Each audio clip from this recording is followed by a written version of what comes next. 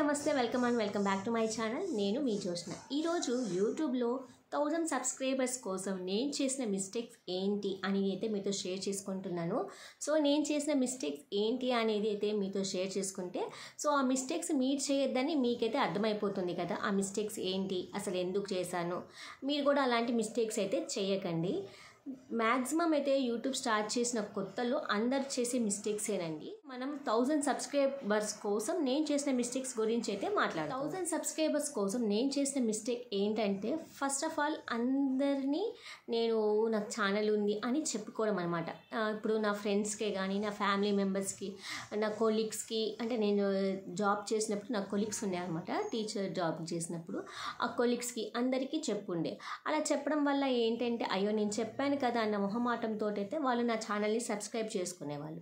Subscribe చేసుకొని ఇంకా వదిలేసేవాళ్ళు. ఇప్పుడు మనకి సబ్స్క్రైబ్ చేసుకున్నంత మాత్రాన మనకి యూజ్ ఏమి ఉండదు కదండి. మనం పెట్టిన వీడియోస్ని వాళ్ళు వాచ్ చేస్తే మనకి వ్యూస్ అనేవి వస్తాయి కదా. సో దానివల్ల మనకి వాచ్ టైం కూడా పెరుగుతుంది. సో మనము అడగగానే వాళ్ళు సబ్స్క్రైబ్ చేసుకుంటారు, ఈజీగా చేసేసుకుంటారు. ఎందుకంటే మనం అడిగాము కాబట్టి మొహమాటంగా ఒకరినొకరు చూసుకోవాలి, ఫేస్ చూపించుకోవాలి కదా అన్నట్టుగా, ఏదో ఒక మొహమాటానికి అడిగాం కదా అన్నట్టుగా, ఈ బాధ ఎందుకు అడుగుతుంది కదా అన్నట్టుగా కూడా కొంతమంది చేస్తారు. అలా చేయడం వల్ల మనకైతే ఎలాంటి యూజ్ అయితే ఉండదండి. వాళ్ళు మన వీడియోస్ కూడా చూడరు. ఇంకొకటి, సబ్ చేయడం వల్ల కూడా నో యూజ్ అండి. ఇప్పుడు నా ఛానల్ని నువ్వు సబ్స్క్రైబ్ చేసుకో, నీ ఛానల్ని నేను సబ్స్క్రైబ్ చేసుకుంటా అని అయితే చాలామంది అడుగుతూ ఉంటారు. అంటే ఇప్పుడు వాళ్ళు యూట్యూబ్ చేస్తుంటారు, వీళ్ళు యూట్యూబ్ చేస్తుంటారు. ఎవరు ఛానల్ మీద వాళ్ళైతే ఫోకస్ పెడతారు. వాళ్ళ వీడియోస్ షూట్ చేసుకోవడము, ఎడిట్ చేసుకోవడము, దాన్ని ముందుకు తీసుకెళ్ళడానికి వాళ్ళు పడే తంటాలు వాళ్ళు పడుతుంటారు. వేరే వాళ్ళ వీడియోలు చూసేటానికి టైం అయితే వాళ్ళకు ఉండదు.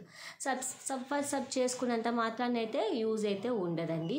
సో ఈ 2 మిస్టేక్స్ అయితే నేను చేశాను. సో నా ఫ్రెండ్స్ అందరినీ నేను ఛానల్ని సబ్స్క్రైబ్ చేసుకో అని అడిగితే వాళ్ళు మొహమాటంగా ఛానల్ని అయితే సబ్స్క్రైబ్ చేసుకునేవాళ్ళు.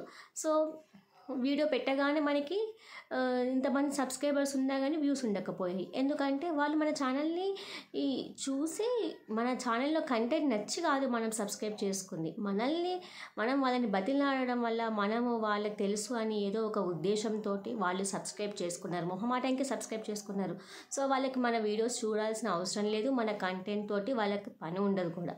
సో ఇది మన కంటెంట్ నచ్చి సబ్స్క్రైబ్ చేసుకున్నట్లయితే వాళ్ళు మనం ఏ వీడియో పెట్టినా కానీ మనల్ని ఇష్టపడుతుంటారు కాబట్టి, మన కంటెంట్ నచ్చుతుంది కాబట్టి వాళ్ళైతే మన వీడియోస్ చూస్తారో, మనకి వీడియోస్కి వ్యూస్ కూడా వస్తాయి.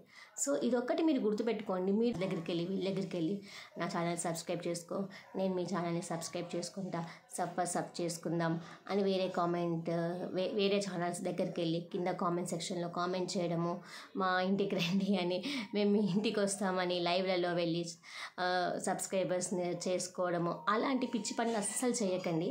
అలా చేయడం వల్ల మీ టైం వేస్ట్, మీ ఎనర్జీ వేస్ట్, మీ డేటా బొక్క, ఇదంతా అవుతుందండి. ఎందుకంటే దానివల్ల మీకు ఒక్క నయా పైసా కూడా, ఒక పాయింట్ కూడా మీకు అసలుకి యూజ్ ఉండదు. సో మీ కంటెంట్ మీరు రెగ్యులర్గా వీడియోస్ పోస్ట్ చేసుకుంటూ ఉండండి. మీ కంటెంట్ నచ్చిన వాళ్ళు ఎవరో ఒకరు ఉంటారు. ఇంతమందిలో యూట్యూబ్ చూసే వాళ్ళలో మీ కంటెంట్ నచ్చిన వాళ్ళు ఎవరైనా ఉండకుండా ఉంటారు కదా. మీ కంటెంట్ నచ్చిన వాళ్ళు, మిమ్మల్ని ఇష్టపడే వాళ్ళు ఖచ్చితంగా ఉంటారు. యూట్యూబ్ కూడా మన వీడియోస్ కూడా సజెషన్స్లోకి వెళ్తుంది. మనం ఒక వీడియో చేసినప్పుడు ఇంకొక వీడియోకి మనకే చేంజ్ వస్తూ ఉంటుంది. మనమే నేర్చుకుంటాము మిస్టేక్స్. మనం వీడియోస్ పోస్ట్ చేస్తూ ఉండడం వల్లనే మన మిస్టేక్స్ అనేవి తెలిసిపోతూ ఉంటే మనం రెక్టిఫై చేసుకుంటూ నెక్స్ట్ వీడియోస్కి వెళ్తూ ఉంటాం. ఇంప్రూవ్మెంట్ ఉంటుంది. మీరు చూసుకోండి, మీ ఫస్ట్ వీడియోకి మీ ప్రజెంట్ వీడియోకి ఇంప్రూవ్మెంట్ మీకే తెలుస్తుంది. అరే ఇప్పుడు అలా మాట్లాడావు, ఇలా మాట్లాడేస్తున్నావు, ఎడిటింగ్ అన్ని విషయాల్లో కూడా చేంజ్ ఉంటుందండి.